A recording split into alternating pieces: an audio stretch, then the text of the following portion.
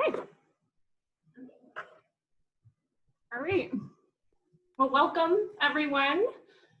And thanks for joining us. I know this is funky to have a little conversation like this, but I'm glad that you joined in. And but even more so, I just want to say thank you for your willingness to join us back at school and share your children with us and trust us at this time. So thank you. And like I said, we're here for you and to have conversations with you tonight about anything that you're thinking about or concerned about. And I essentially plan to go through the handbook and go through the plans. And then at the end, if you have have questions, I can answer them for you. But hopefully along the way, we can answer some things you might still be wondering about. Does that work for everybody? Okay. Sounds great. All right, Sarah. I'm going to just start by making sure that everybody knows everyone. So I'm going to start with our staff, and then we have some board members that are present here who are also parents and staff. So I'll just start here, and then we'll go around, and then I just would love if you tell your names, parents, and who your children are. And Bethany. My son Sullivan, he'll be in the primary class this year. Hi, I'm Danny. I think I know you all. I'm Jess. I think I know everybody as well. So Danny and I will be leading the primary classroom this year, and Jess is our assistant, and so Jess will be helping sometimes in the morning, but generally she'll be there from about 12 to 5 and do the afternoon work period and after school care with us. I'm Christy, and my kids are Silas and Luna. Silas is in the kindergarten class, and Luna will be going into the toddler room this year. Yeah. And to start off with, in August, I will be with the toddlers. So Emily and Christy will start in September. And so during the month of August, it'll be Jess and Danny in the primary room mostly, and I'll be with the toddlers. And then the three of us will be together in primary, and Christy will be with the toddlers. Okay. I'm going to have someone to admit.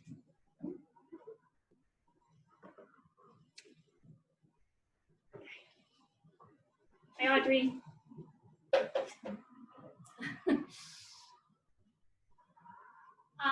Board members, will you like to introduce yourselves over there? You are muted. I can go first if you want me to, Missy. Okay. Yes, sure.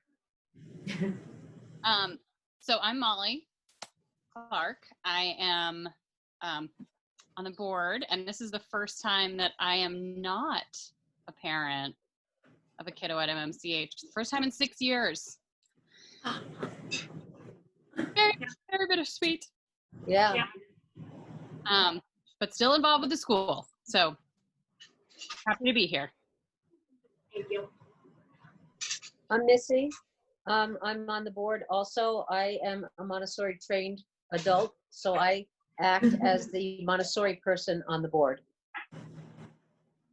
And I also like to think that I mentor the teachers. She'll be in the classroom with us a couple days a week this year. Yeah, in the mornings.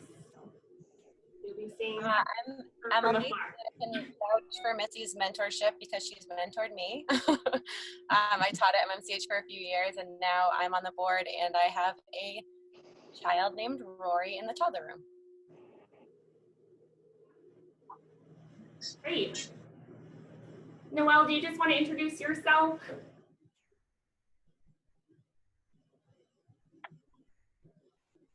She's muted. Oh, I think she Hey guys, I'm Noelle Tuttle. My husband is Alex, and our daughter is Alder. She'll be 4 next week, and that's about it. And Ethan and Rebecca. I'm Ethan. This is Rebecca, my wife, and our kids are Malcolm and Maisie. Malcolm is 4, or soon to be 4, and Maisie is soon to be.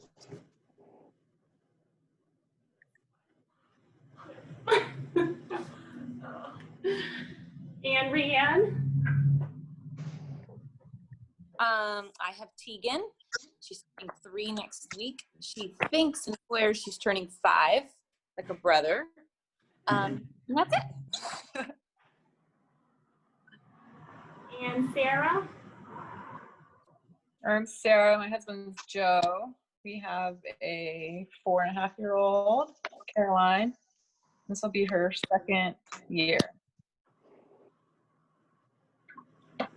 Thank you, ma'am. Parks family? Audrey, Chris?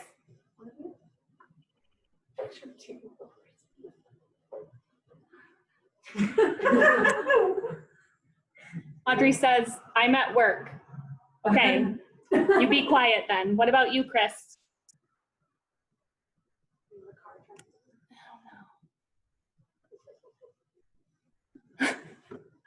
All right.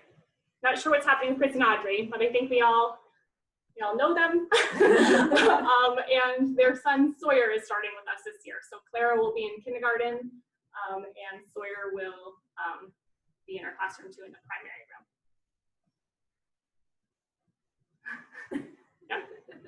Yeah.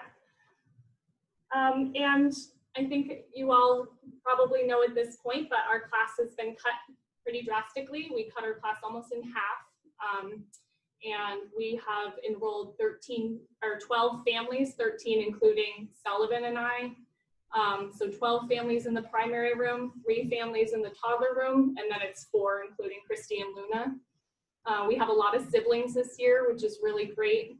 And we're just really trying to make a small community for ourselves because from the feedback that I got from you all and the guidelines we had set forth, it really felt like everyone was just hoping to keep things as normal as possible while remaining as safe as possible. So we decided to downsize and create just sort of a little community amongst ourselves so that we can go forward trying to keep things again as normal as possible and as safe as possible.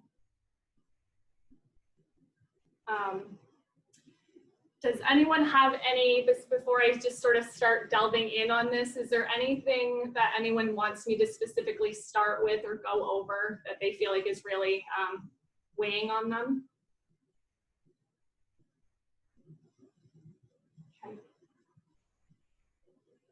Okay, great. Well, I assume that you've all had a chance to look over the MMCH policies and procedures during the pandemic. Yeah. Okay. So I'll just go through that, but I'll try not to, go through every detail unless someone has a specific question about something, okay? So we just reviewed the staffing.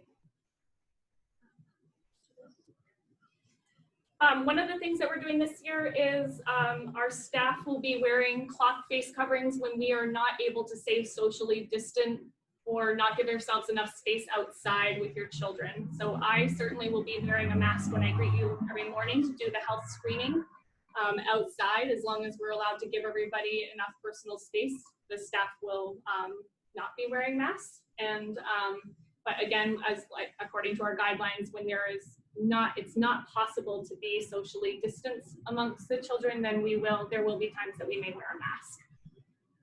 Some people had some questions or concerns about seeing their staff or our teachers in masks, whether their children will be uncomfortable with that.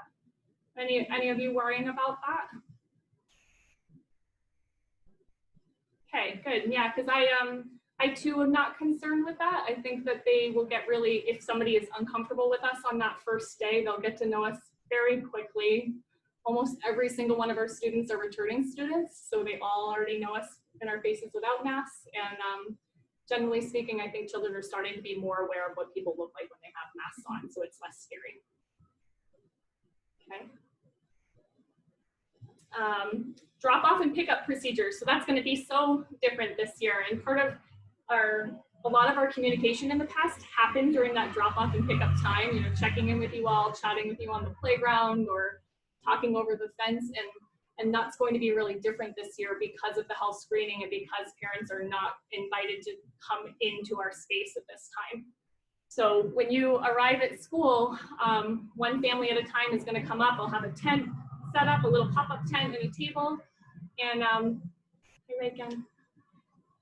I'll just do a quick health screen, go through the questions of, showing any signs or symptoms, you're traveling in the last month or so, that sort of thing that I think you all have at least had a glimpse at. I'll do a temperature check, and as long as your child seems to be ready to go, then they'll say goodbye to you there at the gate and then come into our yard. And while we're outside, they'll just go hang their stuff up on the fence. We have outdoor hand washing stations. They'll go wash their hands, and then they'll go in and join their friends, whether it's outside or inside. I do ask that parents are just waiting in their cars, so there aren't families, stacked up at the table. We are trying to make sure that people have space at that time. And when you bring your children, if you cannot remain distanced from me, I do ask that you wear a mask when you're bringing your child up. Okay. And in terms of pickup at the end of the day, same sort of thing. There's no screening going on, but we will bring your child to you at the gate and have you take them from there. We will sign your child out. If for some reason you're coming at a time that is not 3 o'clock, when our usual or beyond, then we would ask that you just give us a call and we'll bring your child out to meet you at the gate. Okay.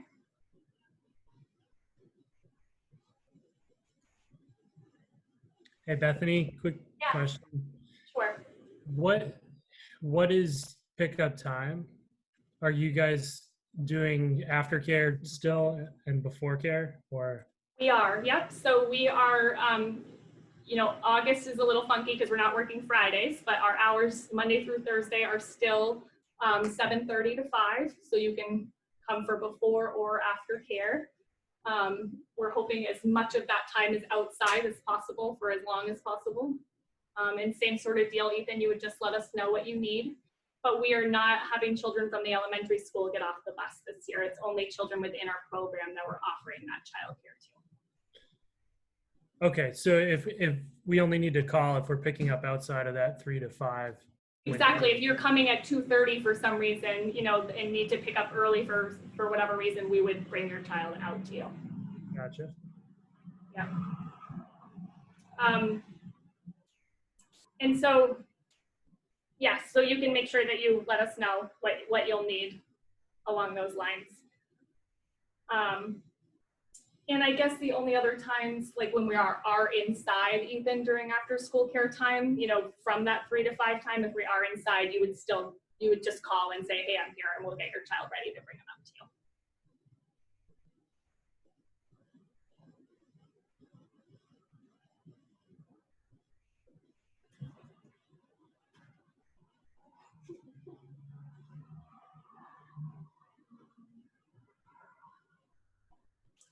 The next part is physical and social distancing strategies. And I think this is a really important thing to make sure we're talking about, especially within MMCH. So the first thing we did for social distancing strategies is cut our class in half and cut our staffing in half. So we have this huge space. I think technically we could be licensed up to 40 children within this space, and we will have 20 at the absolute most between staff and students in both classrooms. So our first measure is giving children lots of space within the classroom. Our second thing we've done is ramped up our outdoor classroom space and our play yard. The teachers have been working so hard this week to get that all ready, and it's adorable and dreamy out there, and it's really a beautiful space. So that's our next step, is making our outside time even more so than it was before, which really worked well for MMCH because we already had an outdoor classroom. We already go out a lot. So that worked well with what we already had established. And then throughout our classroom, all of our tables have 1 chair at them instead of 2 chairs, to sort of show that this is a space for one friend. The nap room, we have spaced out, and we have cots in there this year instead of just laying on the floor. So there's a really designated space in the nap room. And then we even have some little dividers that go between the children because napping, there's a lot of heavy breathing and things, and so this will just give them a little bit of space in between them. And then finally, and I'm trying to think about the best way to convey this, but that we're aware of the children. We are going to watch them and watch the way that they interact with each other, but you also should know that we are not going to stop children from ever touching each other or ever being near each other.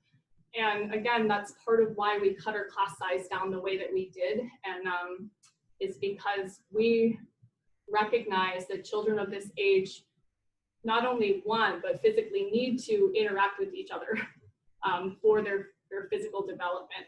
And so we are recognizing that the children will interact at times. If they seem to be working together for a sustained period of time or seem to want to be together, we'll encourage them to go outside and work in a space outside, or we'll encourage them to give each other a little bit more room. But we will not be sort of going from child to child being, no, move back, move back, move back, you know, so kind of in the Montessori way, we're preparing the environment so that the children can naturally be a little bit more distanced, but there are going to be times that they, whoops. Does anyone have any questions about that?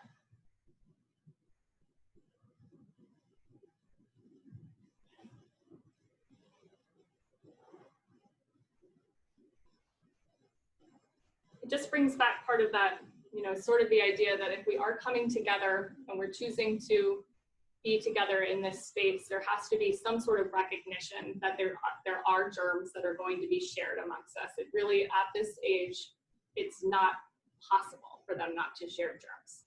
So that's just something that has to be assumed, and we will do our best to mitigate it, but it has to be assumed.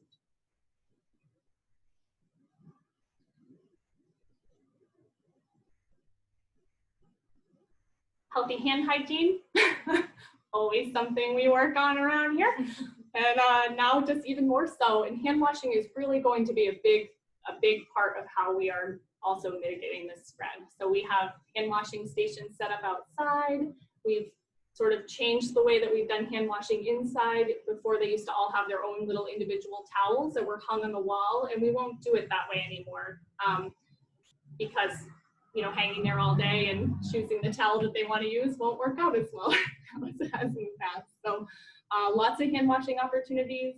We have hand washing lessons within the classroom. And just as much as you all can do at home, especially, you know, leading up to the time where your children are going to be at school, it's really helping them understand that before they eat, they wash their hands, after they wash their hands, after they use the bathroom, they wash their hands, you know, when they're dirty. So all those sorts of things. If they cough or sneeze into their hands, they go wash them. We have nice silky soap that'll feel great on them. We have lotion so that their hands are getting dry, they can put lotion on, but lots of hand washing happening. Okay. So again, anything that you can do at home to help bridge that gap between home and school, and so it won't be hammered in on them when they get here, it's already something they're already practicing at home, would be super helpful.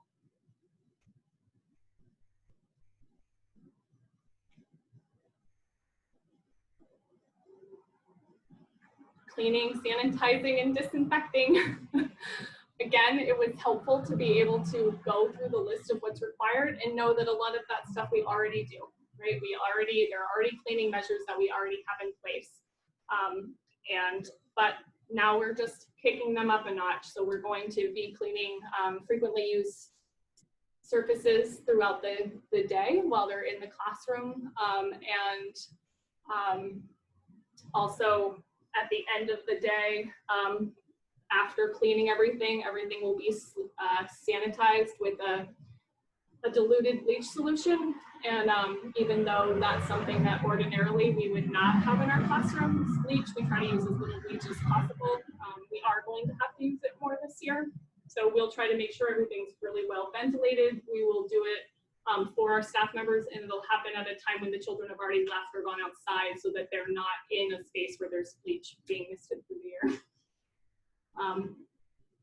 We are going to continue to use we have essential oils, thieves cleaning solution that we will use when we're doing our general cleaning throughout the day. But like I said, we'll have a bleach solution that we'll use at the end of the day. And then we also have a sanitizing tub. So if children put something in their mouth or they sneeze or cough on something, we have a place where we can put it and wash it and sanitize it before it would go back out for use again. The other thing we're doing is we are having the classroom professionally cleaned once a week. And just to give ourselves even more, extra safe, healthy, clean environment. Bethany, we also have the air purifiers. Yes, right. Yep, we have.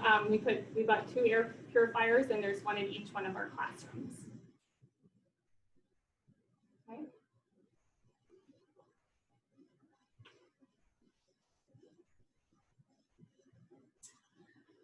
Bathroom and diapering. So part of the way that the virus can be spread is through fecal matter. And so what we will do is Christy will have the opportunity, and our staff will have to wear a button-down shirt over their clothes when they're changing diapers or helping a child in the bathroom. Hand washing before and after any sort of interaction with children's bodies,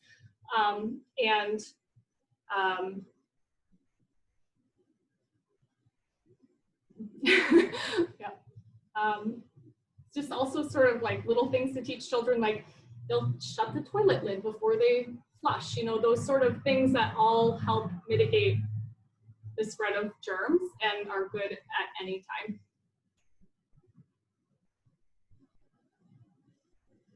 Okay. Food prep and meal times.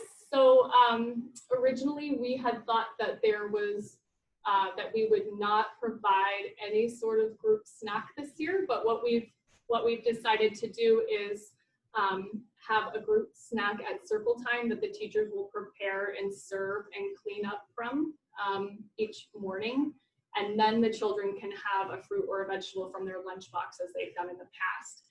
Originally, we had thought that they would only have something from their lunchbox, but those of you who have been at MMCH for a while, they almost have an entire midday meal when they have snack at school. And so having one item out of their lunchbox really isn't enough food for them during that time that they before lunch. So so families will still have a snack week.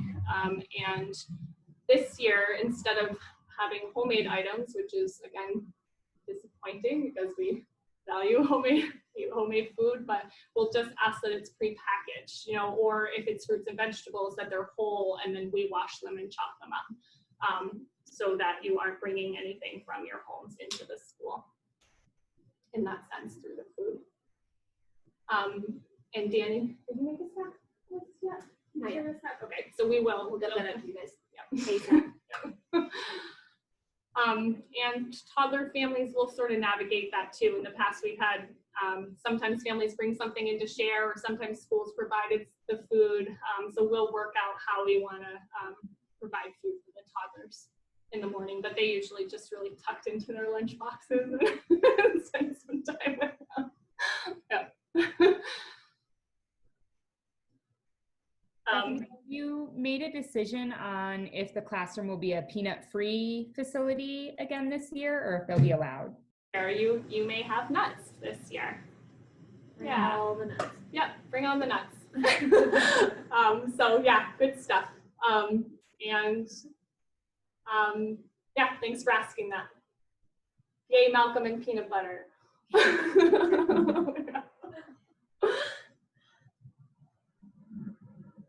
During meal times, we used to have one big kind of family style setup, or 2 big tables. But this year we'll have 1 or 2 children at a table, and the tables will be spread out throughout the classroom. So rather than only eating in the kitchen, they'll be spreading into this part of the classroom and throughout the kitchen. So everybody has a little bit more space to eat.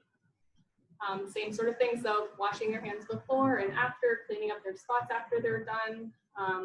So luckily, again, all of these sort of grace and courtesy things of being with other people have already been established in some way. Audrey says, yay to nuts.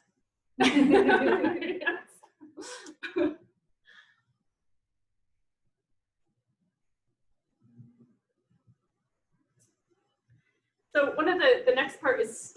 and I guess my feeling is this is a good time to talk about just all of us as adults in the community, besides the staff, but families themselves, is that with the knowledge that children are coming together back in this classroom and the age that they're in, that they're not going to generally be wearing masks, that becomes a bigger responsibility for our families and our staff, because whoever is coming into this space is in some way sharing germs with each other. So this means that we all have to be very responsible when we are out in the community. So we ask that you are aware of and following the CDC guidelines that are put forth for people. And that goes for our staff, and it goes for you all too. And this is a tricky thing to navigate. We are all very well aware of that. And but my hope is that my job won't be policing my staff and our families, that we all are going to take this responsibility on ourselves and recognize that if we are not following these guidelines, we put our entire group at risk.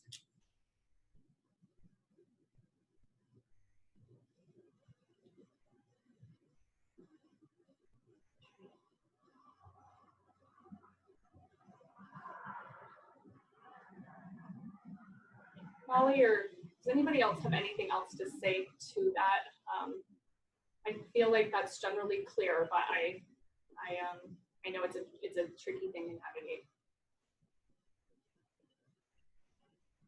Yeah, I don't know that I have anything to add, but that certainly was the basis of a lot of conversation, you know, when we had this task force and talked about reopening and talked about some of the, you know, as we're looking at CDC guidelines, just feeling like that is an important piece, is that, you know, the risk is shared among all the community members in the MMCH community and so that piece just is important.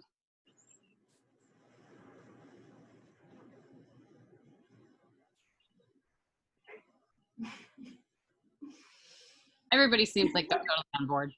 Yeah. Okay. So the next part is a list of sort of scenarios that could come up and the steps that we'll take to, if those scenarios come into play. And again, I guess I just have to make it really clear that there's so much that we don't really know with this, and so much that we're going to have to navigate as we go along. But those 4 sort of different scenarios are what we have put in place. So if something happens within our building, if one of our students or staff or family members are diagnosed with COVID outside of our building, and then that sort of steps of close contact, you know, and how that slowly is removed from your family. So I really would like families to be familiar with all of the parts that we have in that. And also just recognize that we are going to have a tricky line to walk. And I'm sure you've all thought about that. Like, oh, if my child sneezes, are they going to be sent home? You know, like, what's going to happen with that? And again, this is something that we're all going to have to navigate and figure out together. We're going to have a really clear sense of what they are putting forth as the symptoms of COVID-19. And we recognize that symptoms of allergies generally actually are not the same symptoms as COVID-19. A runny nose or watery eyes or sneezing are not symptoms of COVID-19. You know, so we are going to do our best to make sure that we are clear on what the symptoms are, but you all should also be clear that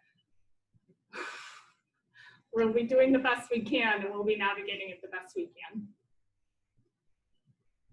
So it will require all of you in some respect to have a backup plan, because your child, as you all know, will become sick at some point throughout the school year, you know, not even COVID related. And we want you to be aware that if your child is showing, you know, are having thick runny noses or a deep cough or of course a fever or, you know, those sorts of things, that even if it turns out your child doesn't have COVID that day, we may send you home to go check it out, get it figured out, and then we'll kind of proceed from there.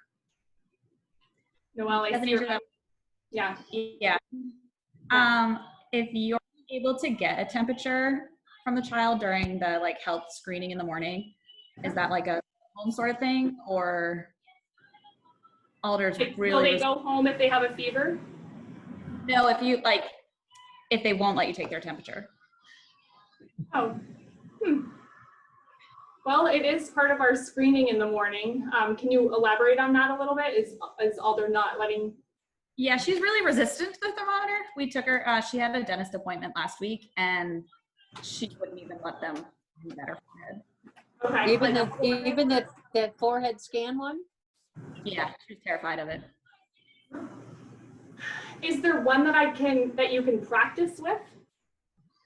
We're practicing with like every object in our house, like pointing on. Is she more comfortable with you doing it than somebody else doing it? Yes. Okay, so that's something you and I can talk about. Like maybe you can scan her forehead. You know, there are ones that you stand. You know, you can be. Yep. No touch. Yep. And so we made her temperature at the dentist, but then they just ended up letting her go in anyway. So I didn't know if there was kind of like a fine line on. Fine, but they won't let you take your temperature or whatever. But yeah. So as of right now, and this is before we've done anything with actual children, we will ask that we can take her temperature in the morning. So let's, I guess, that will be something we can cross that bridge when we get to it. And we will try to do our best to have you either take the temperature or we can think about other ways to do it. Okay. Yeah, that sounds good. Okay. Any thoughts there, Molly, or?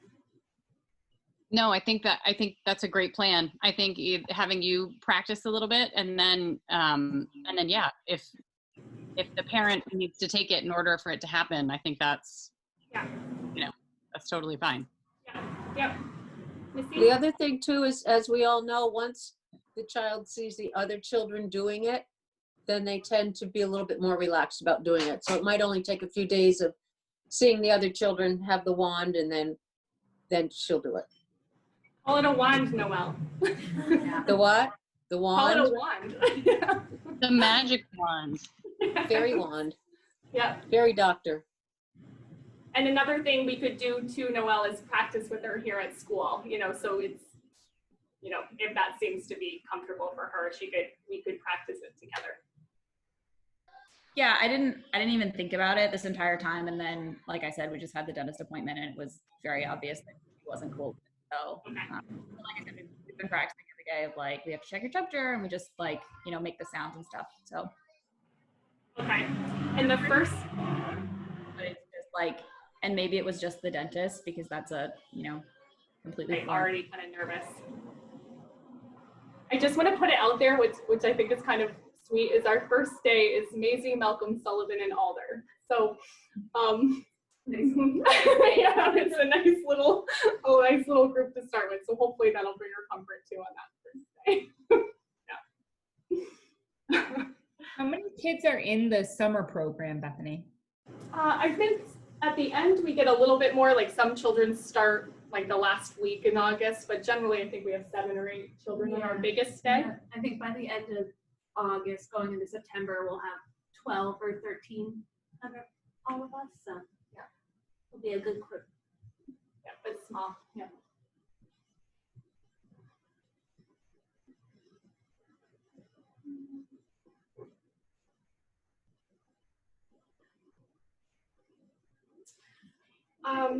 And then the next part after that is in the event of an extended closure. And so again, this is something that we have a lot of unknowns with this going forward, but an extended closure is going to be something considered any longer than 2 weeks. So if we have to close for a period of time longer than 2 weeks, we will go into remote learning. And we've gotten some, when I say that to somebody like my mom, or for example, she's like, how do you offer remote learning to children that young? And that's a valid question. And some of you might be wondering that same thing. And I just wanted to let you know that we have seen some really, really wonderful, beautiful ways to still have Montessori, have a Montessori influence and have hands-on materials and have a really great experience with the materials that we provide and prepare for you all while at home. So we are not going to give you a list of resources to use online. We are really going to give you tangible things that your children can use. And we also are going to give families clear directions on how to use those materials or how to set up spaces at your houses to make it as smooth as possible.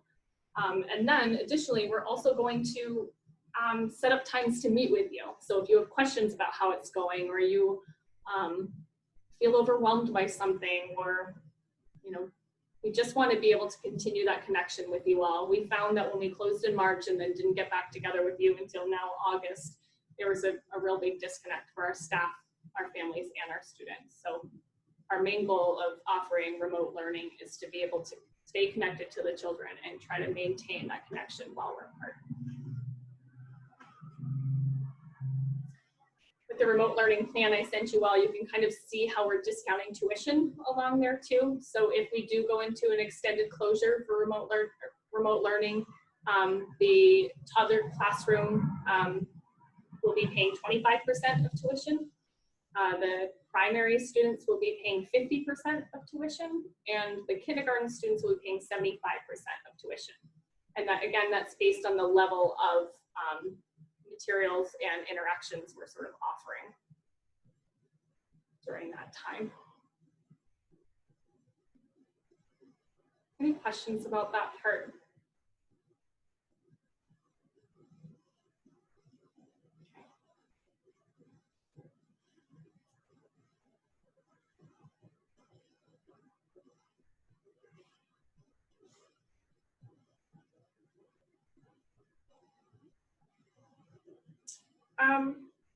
The last part that's not really in this COVID plan, but just essentially is that whole communications portion. Like I said, we were used to talking in person a lot. And that part is almost entirely being cut out now. And so we just want you to know that we understand that communication is more important than ever, and that our staff will be communicating with you via email. But if you ever need something and want to talk to us on the phone, we can set up times to talk with you, outside of the time that we're working with your children. Danny and I have designated office hours, and Christy will be with the students 3 days a week, so she'll have a little bit of flexibility, outside of that time. So that's when we'll be able to communicate with you. Any questions or concerns that you have for us, just feel free to email us or call us. We don't want you to think like now that we're not seeing you in person, you can't connect with us, because that's important to us. No, I don't think so. Okay. Yeah, if your child has an accident, we'll still staple little notes, to their bathroom bags or whatever, so that you know what happened at that time. But we also will make an effort to send you a quick email and say, hey, such and such had an accident today, or notice that extra pair of clothes in your child's bag, or something like that. I would still send like regular little notes home too, like would, or I guess something like, even if it's something like fun that they did or something cool they did, we'll try to either write you a note or shoot you an email and be like, hey, ask your kid about this that they did today. Yeah. And Danny and I are keeping a list of all the students and making sure that we even just send you an update email like throughout the week too, that just says exactly what Danny just said. I worked with, Alder on the broad stair today, something like that, so that you can have a little insight to what's happening here.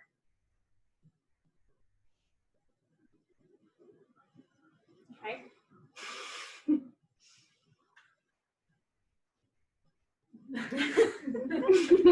Yeah.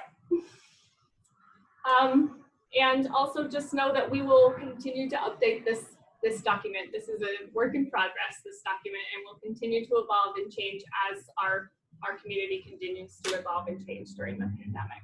So just keep an eye out for updates. We will let you know when there's an update and send you it, and then we'll have it highlighted in red and the date of when it was updated, so you can see any changes that have been made.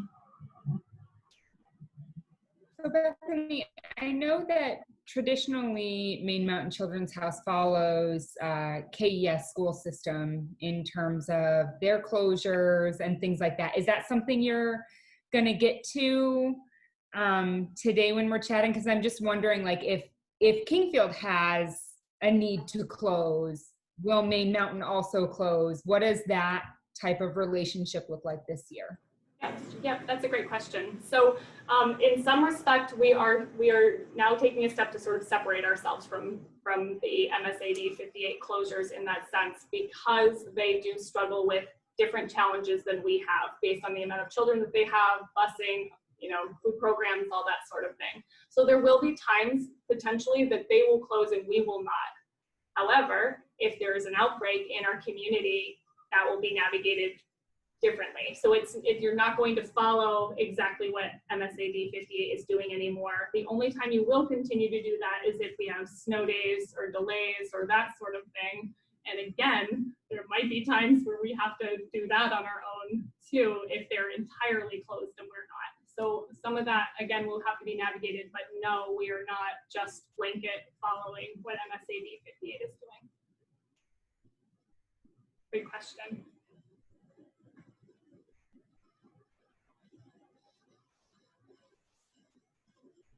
Okay.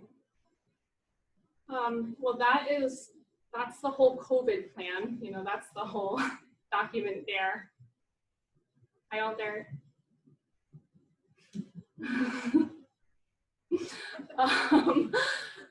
But the other portion of this is the parent handbook. There's been some updates there too, and I don't know if you've all had a chance to look through that. Again, we marked the changes in red, anything that was different from last year to this year.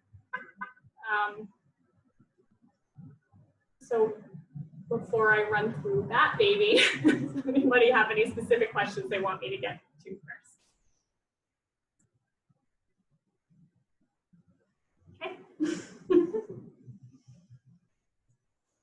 Yeah, thank you. Leave the tenant. Okay. So I'm really not going to review anything that is the same in there, if that feels okay to everyone. I don't feel like that's necessary. Okay.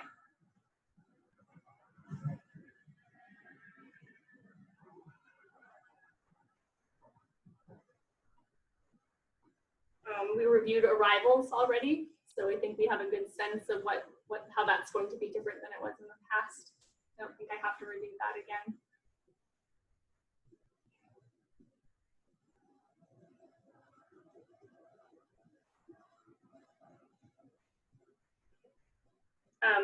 Ethan and Rebecca, there is the next part is the snow day policy. So that's sort of, you know, same thing with following MSAD 58.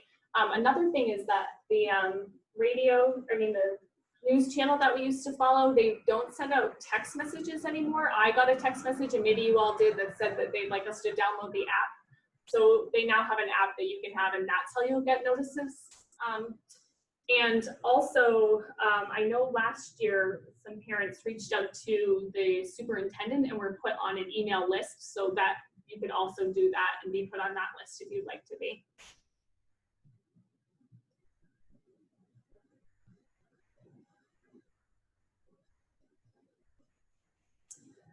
Lunch, so nuts are okay this year. And like I said, the children will be sort of, you know, spread out. They'll be at 1 or 2 children at a table and spread out throughout the classroom. Snack will be different this year.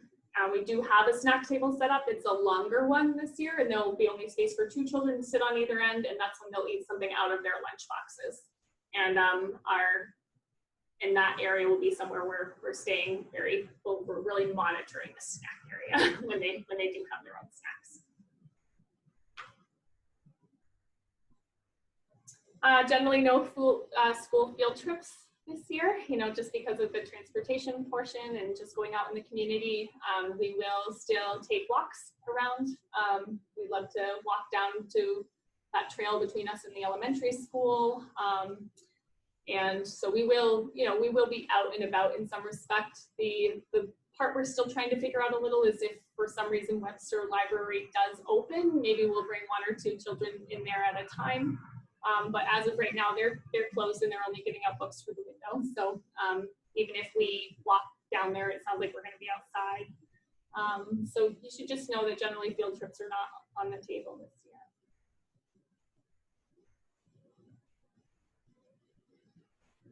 Birthday celebrations will be a little different because parents will not be coming in to do the birthday celebration. So it's really gives you, we ask that parents kind of ramp up the picture portion. You know how we love to have you bring in pictures of them throughout their life. So now it will be even better for you to send those in.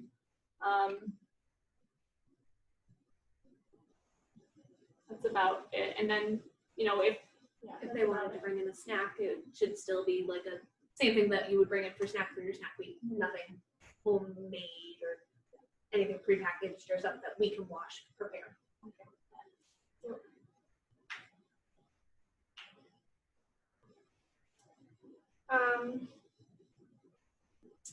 Rest periods. Like I said, you know, we have a little bit, trying to give them a little bit more space in there. There is less room within the nap room this year. So the way that we're sort of helping with that is, you know, we'll try to, it would be great if you would let us know ahead of time whether your child is still napping at home or not, so we know whether we should be preparing a space for them in there. But our, even the children who are not regularly napping in the afternoons, we're going to make sure that we really start our, as some of you know, we have tea and journal time in the afternoon, so it's always fairly quiet. But we're also going to really make sure it's very low key, especially to start off with. And if your child does want to lay down somewhere in the classroom, we'll provide space for them. If they fall asleep, we'll let them sleep because the children have been away for so long and there's going to be a lot of stimulation and a lot of them are going to be really tired, and we recognize that. So even though we may not have enough space for all of them to lay down and take a full nap every single day, we are recognizing that they'll be tired and are trying to make sure we have opportunities for them to lay low. Okay.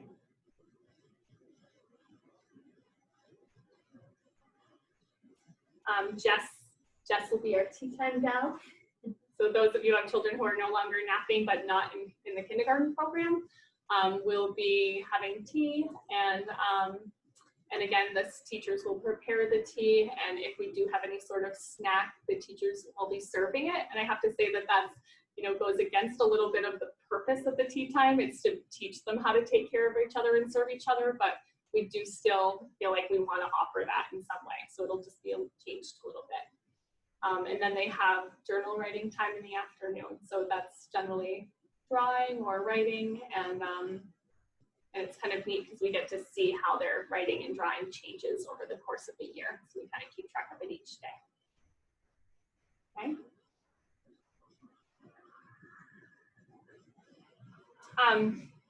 We always ask that people don't bring toys and personal belongings from home, but they always have a knack for sneaking those in there in some way into their backpacks or something. But we are, you know, we do take that seriously, and now more than ever, we would like you to really encourage your child to keep their toys and belongings at home.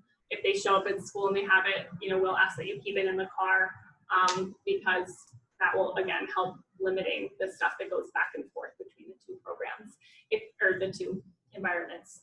If your child takes a nap with us and wants to have a little buddy that they keep here to nap with, we are asking that it stays here this year. So some children took it back and forth last year, but this year it'll stay. So one that they love, but not love so much that they have to sleep with it every night. Okay, because it'll live here at MMC. And yeah, we just ask that you kind of help us limit that. And you can always blame us. Parents do that in the past, like, right, Bethany, you're not allowed to bring toys to school. You can blame us, put it all on us. Yeah.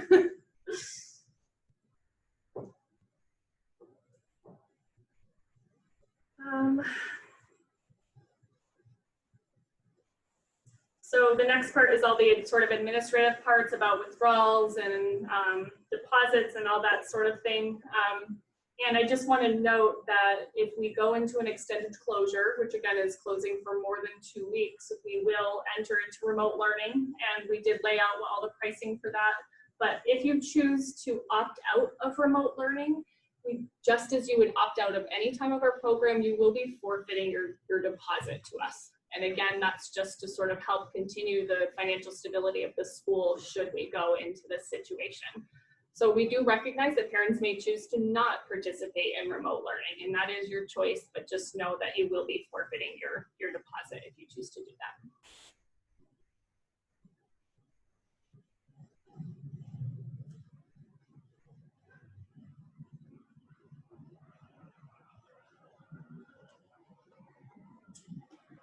Communication, parent-teacher conferences, again, they will happen via Zoom rather than in person.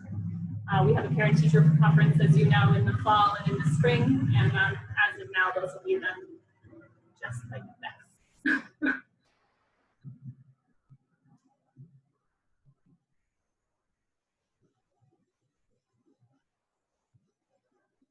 Parent involvement, you know, because there aren't any field trips to volunteer for, or we're not inviting parents to come in and give any sort of presentations during circle time. Just look over that parent volunteer form and just see, you know, how you might support the school differently this year. We are still asking for 10 hours of time throughout the year, and there will be lots of opportunities to do that. Fundraising is going to have to be different this year without Harvest Festival. That's a place that will really need a lot of brain power and help. But also one of our strategies is if one of our staff members becomes sick or cannot come to school, we will ask parents to sub this year, which we haven't done in the past, just again to try to keep that same group of people within the school. So if that's something you're willing to do, just make sure you check that box, because that will help us, because there are going to be times that we're going to need subs.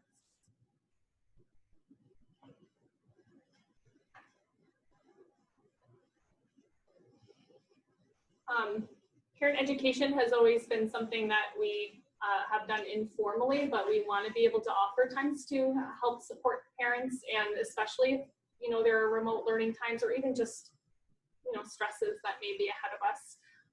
So Missy is going to help us out with a lot of that, just trying to help support families with understanding Montessori and how to bridge the gap between home and school. So we'll be in touch with you about when we have parent ed opportunities, and we'd love for you to participate in it, but we'd also love if you have questions, or you say, you know, hey, we'd really love to have a conversation about this or a workshop on this. It's for you. So if there are things that you want to know about or need help with, let us know, because that's why we do it. Bethany, also we still have the lending library. We'd be glad to pull a book out for them and send it home with them. Yes, yep, good point. So many resources, so many great books that we have here at school, and it's always been in the entryway above the, you know, the bulletin board where parents are not coming into this time. So we will find a way to make sure that you know what's available to you at school, and Book list. Yeah.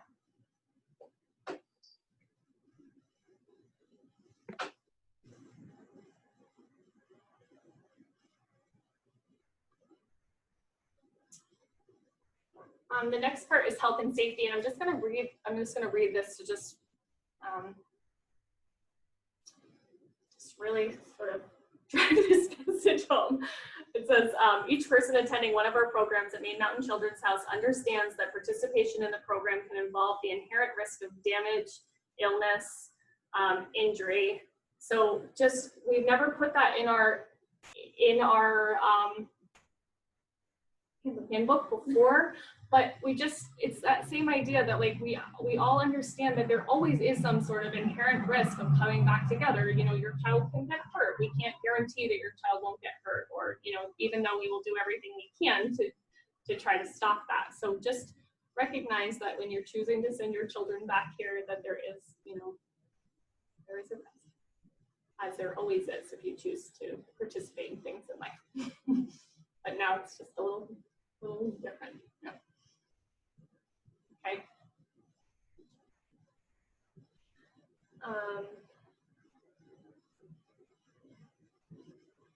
Make sure your emergency contact forms are people that you really want us to call in case of an emergency, because if your child becomes sick while they're at school or something happens, we are going to need you to come as soon as possible. If you are not available, you want to have someone on there that you know and trust that is available to come and help you or come pick up your child. So just now more than ever, that emergency contact form needs to be really up to date.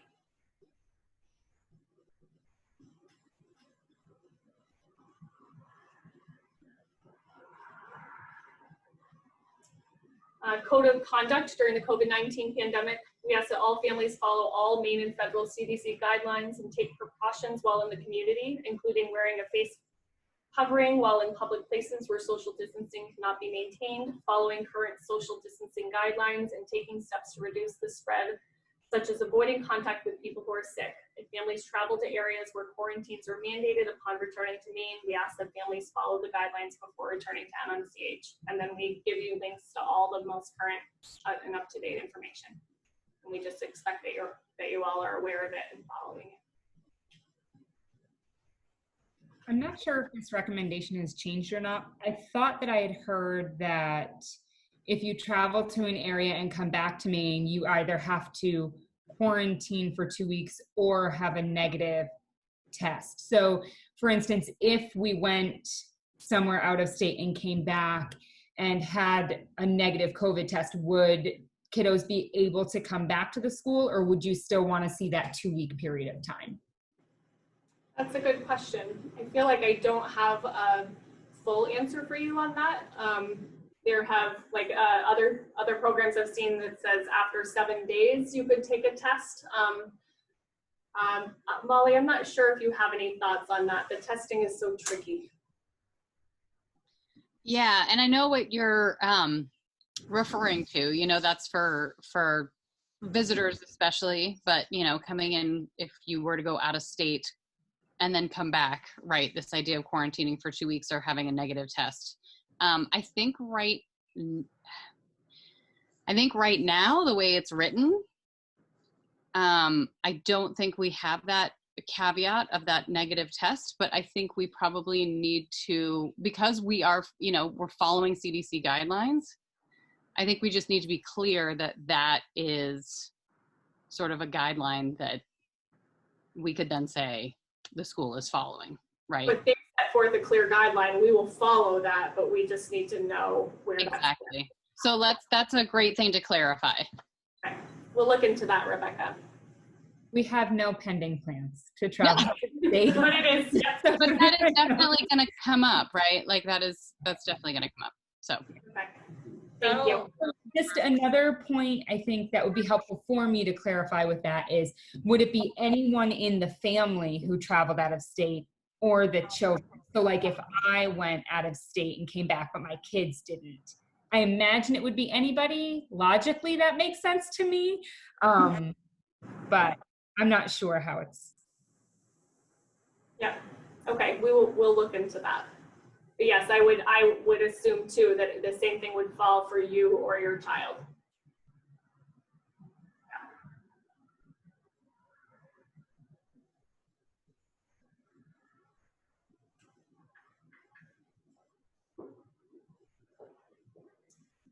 The last thing is that on the back page of the parent handbook, there is a space for you to sign and return that last page. So once you've had time to make sure you've read it all through, ask the questions that you need to ask, we will ask that you return the last page with your signature saying that you've read the handbook policies and procedures. Okay. Hey Bethany, we'd also want clarification on that whole testing thing, just with Alex's job being a traveling job. Yeah. Starts back up again, we would need to know, if he what's expected of us and all You're crazy, Noah.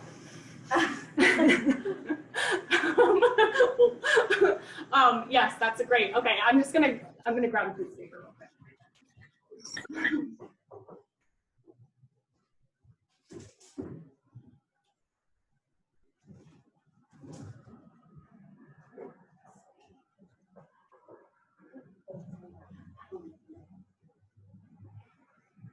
And we'll make sure that update is sent to everybody.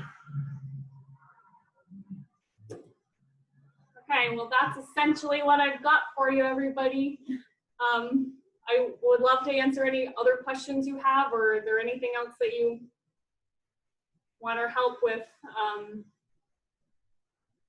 It's not like speak now or forever hold your peace, because you can ask us anytime, really. It's just that, now's just the time to have a good conversation, but we have a whole year ahead of us. There'll be lots of questions, I'm sure.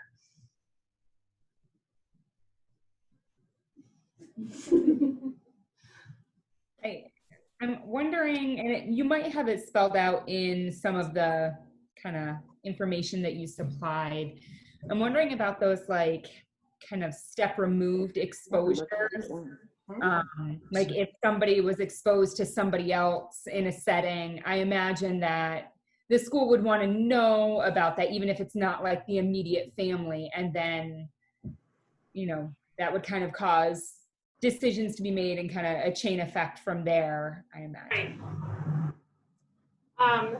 So if you go to the policies and procedures, so what we have, let's see. So the first part says close contact and COVID-19 cases in an MMCH. So the first one is if your child's here and they're showing symptoms, right? So then the next part goes to a confirmed case in a staff member or a child at MMCH, okay? And then it goes to a confirmed case in a household member or a child's staff member at MMCH. So it's like, it takes it to that next step of a household member, so a parent rather than the child themselves or the staff member themselves. And in that portion, Rebecca, it says, parents and staff members are asked to contact MMCH immediately. So you would just let us know, even though, and then from there, it says that we will reach out to the CDC and give them that same information. And then, you know, seek their guidance on that. And then it says, otherwise, unless otherwise instructed, school will remain open.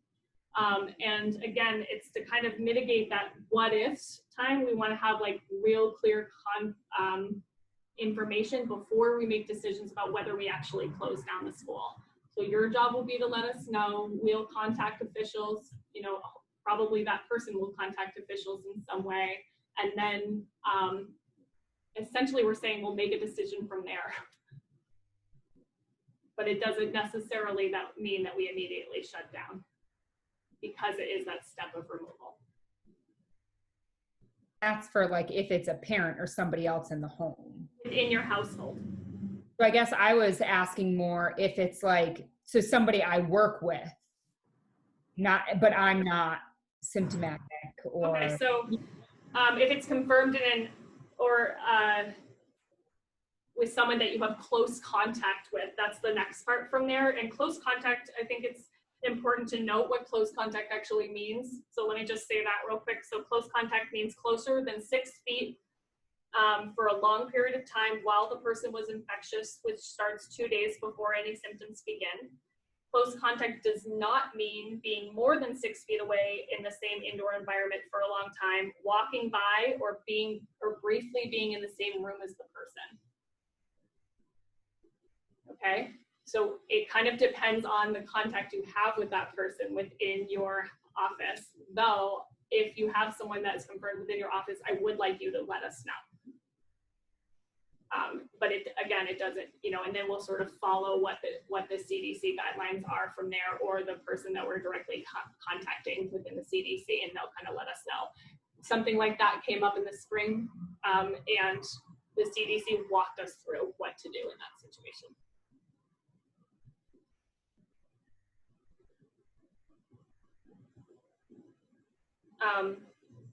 And then Rebecca, it says MMCH will immediately reach out to our healthcare consultant and the main CDC for guidance. MMCH will remain open, and a notice will go out to families and staff members. And then it said the child or staff member may be asked to quarantine or follow other guidelines set forth by the main CDC. So again, we'll just sort of have to see what happens from there.